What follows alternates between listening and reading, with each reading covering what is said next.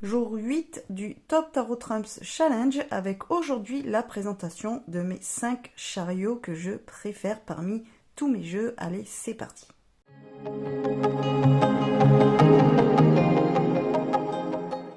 Coucou les amis, je suis ravie de vous retrouver aujourd'hui pour continuer notre challenge, le Top Tarot Trumps Challenge du coup, qui a été lancé par la chaîne Musings by Masha et que j'ai découvert sur la chaîne de Yena Soul Shadow Tarot.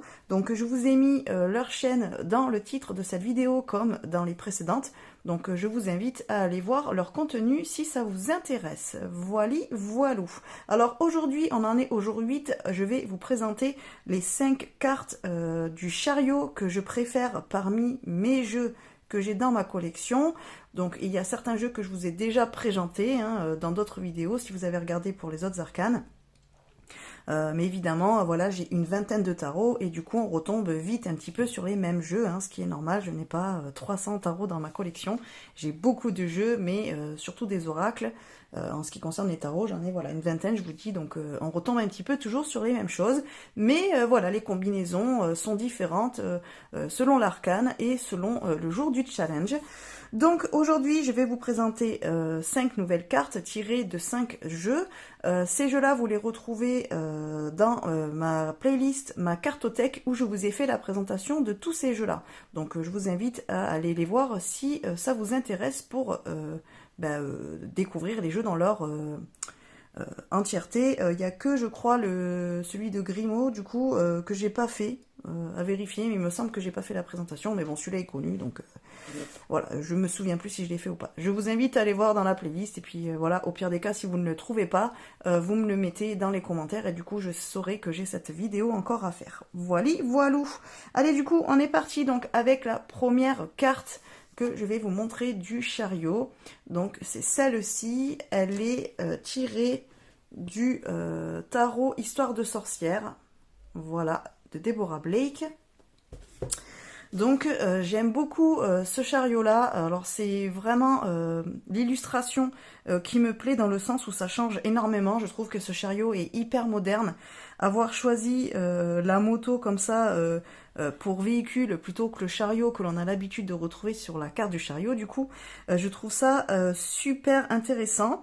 Donc on voit quand même là, on va dire la symbolique avec les deux chevaux qui vont soit dans un sens soit dans l'autre avec this way et that way. Donc là on sait que le chariot, ça y est, il a fait un choix puisqu'on a la suite de l'amoureux. Donc ça y est, là on est au choix et du coup il doit décider s'il prend telle route ou s'il prend telle route. Donc il se met en mouvement. Voilà ce que en fait l'amoureux qui est juste avant, du coup on est dans l'indécision, donc on est un petit peu en pause puisqu'on sait pas trop où aller, et avec la carte du chariot on sait que là du coup ça y est, normalement le choix est fait et on se met en mouvement, on commence à aller vers ce quoi on a envie d'aller.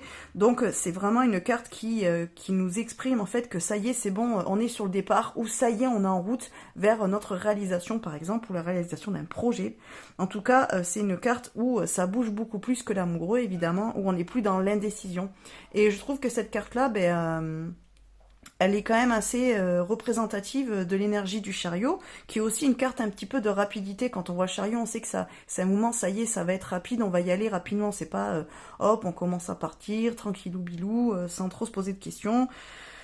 Là, on y va, quoi. On est un petit peu en mode fonceur, et je trouve que cette carte représente bien cette énergie-là. Donc, voilà, j'aime bien vraiment l'illustration. Je trouve que elle est chouette, elle est très bien réussie, elle est bien trouvée. Pour la deuxième carte, c'est le chariot, donc qui est issu du tarot des chats. Donc voilà, c'est celui-ci. Voilà, de Céline Guillaume et Séverine Pinault. Donc dans ce tarot-là, il n'y a que les 22 arcanes majeures. Vous le découvrirez dans la vidéo de présentation si vous voulez. Alors j'aime beaucoup ce chariot, pareil parce qu'il est aussi original. J'aime le fait que, là on voit que le personnage qui normalement est un prince ou un roi, vous imaginez un petit peu ce que vous voulez, normalement c'est un homme, et là on l'a remplacé par un chat. Et avoir remplacé les deux chevaux par des petites souris, je trouve ça vraiment génial. On retrouve concrètement les codes du chariot original. donc du Marseille ou du Rider-Waite, parce que les deux sont, même si l'imagerie est différente, on retrouve quand même les mêmes symboles, on va dire. J'aime beaucoup le fait d'avoir vraiment repris tout ça. On retrouve vraiment le chariot avec là l'étole avec les étoiles, on retrouve la couronne, on retrouve le sceptre que le personnage a aussi sur les cartes originales du chariot. Les cartes classiques on va dire. Là les deux souris qui représentent bien les deux chevaux. Franchement j'aime bien. Là on a repris un petit peu les couleurs aussi issues du Marseille avec le rouge et le bleu. J'aime beaucoup. Franchement, je la trouve chouette. Je trouve qu'elle est vraiment bien faite. Et puis c'est pareil, si vous débutez dans le tarot, eh bien vous retrouvez quand même les symboliques que l'on peut retrouver dans un Rider-Waite ou dans un Marseille. Donc franchement, c'est génial parce que vous n'êtes pas non plus perdu face à une illustration qui est complètement différente de l'original ou du classique, on va dire. Donc c'est plutôt sympa. Si on aime l'univers des chats, en fait, vous retrouvez quand même toute la symbolique du tarot et donc de l'arcane du chariot, mais avec un côté un petit peu plus original, donc voilà. Enfin, en tout cas, j'aime beaucoup, je la trouve très réussie aussi au niveau illustration. Pour la troisième carte, on est sur le tarot onirique de Kiro Marchetti et Lynn Bursten. Voilà. J'aime beaucoup aussi cette carte-là, je trouve qu'elle est très réussie. J'aime bien en fait la différence qu'ils ont fait entre le chariot lumineux et le chariot plus sombre. J'aime bien le fait que là, en fait, dans cette partie-là, entre guillemets, on a été obligé un petit peu de partir rapidement. Moi, je le vois un petit peu comme une fuite, parce qu'en fait, il se fait attaquer, du coup, il n'a pas le choix que d'avancer.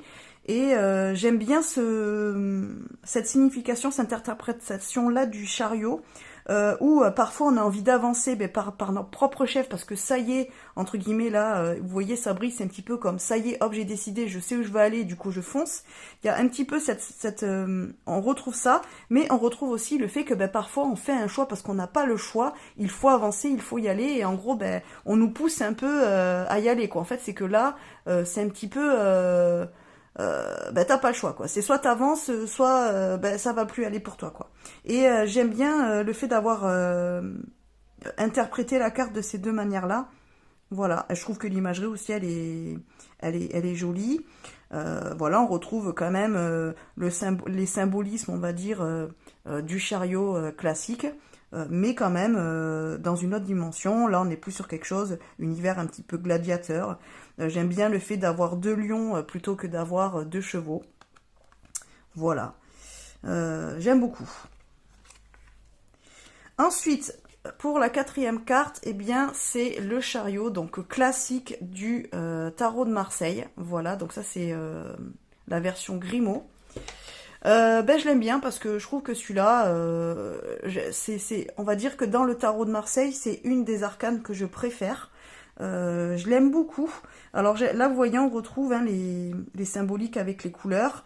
Vous voyez que par rapport à celle-ci ou celle-ci, on retrouve quand même les mêmes symboles. On n'est pas perdu, on n'est pas dépaysé. Et j'aime bien ce chariot-là. Je trouve que voilà, au niveau de l'énergie, ça marche. On retrouve bien cette énergie de mouvement, le fait d'y aller. Alors là, contrairement à d'autres cartes, en fait, on va avoir les deux chevaux qui regardent dans le même sens. Alors que parfois, sur d'autres chariots, on va retrouver les chevaux qui vont regarder chacun dans un sens qui va plus nous faire penser à cette image-là où on a deux chemins à suivre et il faut décider. Là, j'aime bien ça là parce que le fait qu'ils regardent dans le même sens, ça veut dire que vraiment on sait où on va, on est décidé. C'est-à-dire que là, on a un petit peu encore cette notion de bon, il faut que je choisisse. Là, entre guillemets, j'ai plus le choix, mais on se retrouve quand même encore au carrefour. Entre guillemets, on est parti sans être vraiment parti, alors que là, on est parti, c'est-à-dire que les chevaux regardent dans le même sens, donc on sait la décision, la destination que l'on va atteindre, on sait où est-ce qu'on va. Et voilà, j'aime bien cette notion-là. Et puis voilà, la carte, je la trouve juste très belle. Voilà, comme je vous disais, dans les arcanes majeures Tarot Marseille, c'est une de mes préférées en tout cas. Et enfin, pour la dernière, on est sur le chariot qui est issu du tarot de la sorcière et de la roue de l'année. Alors là, vous voyez, par contre, si on est débutant dans le tarot et qu'on ne connaît pas donc on n'a pas, franchement, en base, on va dire le Marseille ou le Rider-Waite, vous voyez qu'on ne retrouve pas vraiment les symboliques. Ça va pas être comme avec celui du tarot du chat ou celui du tarot onirique, où on retrouve quand même les codes, et donc on voit quand même que on reste sur la même imagerie, la même symbolique, on va dire. Là, on est parti sur autre chose, quelque chose de complètement original, encore plus original du coup que celle-ci, puisque là on retrouve quand même ces énergies-là, on va dire. Donc là, on a l'énergie de mouvement, on a l'énergie du fait de se mettre en route, d'aller quelque part. Alors en plus là, le personnage... alors j'aime bien le fait que ça soit un personnage féminin, puisque normalement c'est un personnage masculin, mais bon ça c'est juste parce que pour l'imagerie je trouve que c'est plus gracieux peut-être en fait, donc ça met une espèce de... ça rajoute une... bah oui, un côté gracieux à la carte en fait, je trouve, voilà. Plus sensible peut-être, plus à l'écoute aussi peut-être de ce que l'on veut, de où on va. Voilà, en tout cas, il y a le côté féminin qui ressort plus et que j'aime bien, puisque la carte, je la trouve plus, moi, dans l'énergie masculine que féminine au niveau du chariot. Et là, je trouve que le fait d'y avoir ajouté une touche féminine, ça, comment dire, ça adoucit la carte. Et j'aime bien ce côté-là. Voilà, on voit que c'est quand même très floral. Là, il y a les oiseaux, les papillons. Mais déjà, on voit qu'elle se dirige vers la droite, donc vers le futur, vers l'avenir. Et on a vraiment cette notion de mouvement, là, avec les vêtements qui flottent. Ça veut dire quand même qu'on avance aussi rapidement. Donc, on a aussi ce côté rapide de la carte du chariot.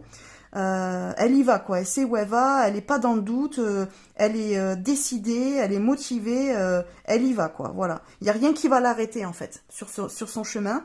Et j'aime bien cette notion-là. Donc, c'est pour ça que cette carte, je la trouve très réussie. Et même si on ne connaît pas vraiment le tarot... Alors, si on ne connaît pas du tout le tarot, ça peut nous déstabiliser, entre guillemets. On peut peut-être ne pas vite choper l'essence de la carte. Mais dans un autre sens, je trouve que de manière intuitive, on capte vite le fait d'être en déplacement, d'être en mouvement, d'aller plutôt d'un pas décidé vers quelque chose de nouveau puisqu'on est tourné vers l'avenir. Donc même de manière intuitive, on arrive quand même à capter l'énergie du chariot et en capter son essence.